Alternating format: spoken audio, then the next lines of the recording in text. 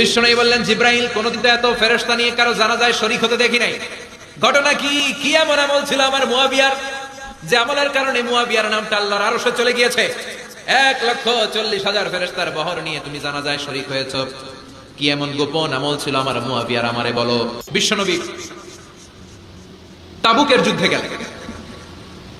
তাবুকের ময়দানে, বিশাল যুদ্ধের ময়দান, বিশ্বনবী 30,000 সৈন্য নিয়ে গিয়েছেন। আর খ্রিস্টানদের সৈন্যদের সংখ্যা হচ্ছে প্রায় 40,000। কিন্তু বিশ্বনবী যুদ্ধে এসেছেন শুনে খ্রিস্টান বাদশা দৌড়, সৈন্যবাহিনী নিয়ে সব পালায় গেছে। যুদ্ধ ছাড়াই বিশ্বনবীর বিজয় দিছে কে? বিশ্বনবী তো মহাখুশি, আল্লাহর শুকরিয়া আদায় করলেন। যুদ্ধের ময়দানে বিশ্বনবী দাঁড়িয়ে আছেন, হঠাৎ দেখলেন সাইয়েদনা জিব্রাইল আকাশ থেকে জমিনে নেমে আসছে। জিব্রাইলকে আল্লাহ তাআলা 600 পাখা দিয়েছিলেন।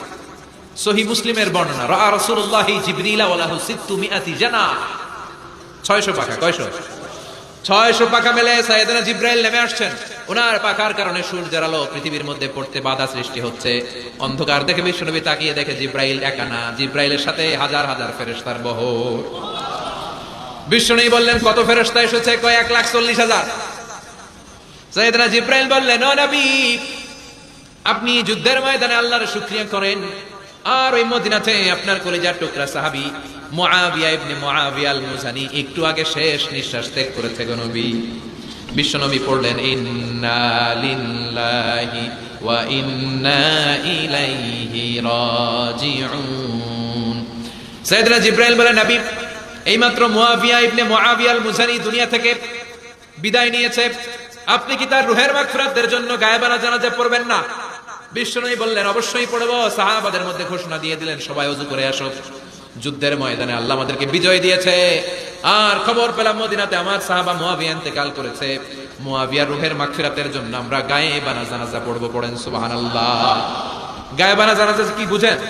লাশ থাকে না সামনে, লাশ নাই, 4 তাকবীর, এটা আপনি পড়তে পারেন, এটা আপনি পড়তে পারবেন। লাশ নাই, কিন্তু তার জন্য দোয়ার জন্য পড়তে পারবেন। জানাজা মানেই দোয়া, দোয়া লিল মাইয়িত। 4টা তাকবীর, আপনি অনেক দোয়া করছেন এই মরা লাশের জন্য। এটা তো অর্থ তো বুঝে না, এই জন্য জানাজার পরে আবার হাত তুলে দোয়া করা লাগে আমাদের। কারণ কি দোয়া করছে এটা বুঝি নাই, বুঝলে কিন্তু আর লাগতো না, ঠিক কিনা? বিশ্বনবী সাহাবাদের নিয়ে দাঁড়ালেন, লম্বা লম্বা কাতার হলো। সাহাবীদের কাতারের শেষে সাইয়েদনা জিব্রাইল 1,40,000 ফেরেশতাদেরকে নিয়ে জানাজায় শরীক হলেন। বিশ্বনবী 4 তাকবীর দিয়ে জানাজা পড়লেন, আল্লাহু আকবার, আল্লাহু আকবার, আল্লাহু আকবার, আল্লাহু আকবার। 4টা তাকবীরের মধ্য দিয়ে জানাজা শেষ করলেন। বিশ্বনবী তাকিয়ে দেখে সাহাবাদের পেছনে 1,40,000 ফেরেশতা দাঁড়িয়ে জানাজায় শরীক হয়েছে। বিশ্বনবী বললেন, জিব্রাইল, কোনদিন তো এত ফেরেশতা নিয়ে কারো জানাজায় শরীক হতে দেখি নাই। ঘটনা কি? কি এমন আমল ছিল আমার মুআবিয়ার, যে আমলের কারণে মুআবিয়ার নামটা আল্লাহর আরশে চলে গিয়েছে? 1,40,000 ফেরেশতার বহর নিয়ে তুমি জানাজায় শরীক হয়েছো। কি এমন গোপন আমল ছিল আমার মুআবিয়ার, আমারে বলো। সাইয়েদনা জিব্রাইল বললেন, নবী, আপনার মুআবিয়া বিশেষ একটা আমল করত। বিশ্বনবী বললেন, কি সেটা? সাইয়েদনা জিব্রাইল বলে, আপনার এই সাহাবী কাইমান আও কাঈদান, জালিসান আও মাশিয়ান, উঠতে বসতে চলতে ফিরতে সব সময় আপনার এই সাহাবী পড়তে থাকতো, কুল হুয়াল্লাহু আহাদ, আল্লাহুস সামাদ, লাম ইয়ালিদ ওয়া লাম ইউলাদ ওয়া লাম ইয়াকুল লাহু কুফুয়ান আহাদ। পড়েন সুবহানাল্লাহ। উঠতে বসতে চলতে ফিরতে সব সময় এই সাহাবীর একটা অভ্যাস ছিল, উনি কুল হুয়াল্লাহু আহাদের উপর আমল করতো। বেশি বেশি সূরাতুল ইখলাস পড়তো। পড়তে রাজি আছেন? আজ থেকে বেশি বেশি সূরাতুল ইখলাসের উপর আমল বাড়ানোর দরকার আছে না নাই?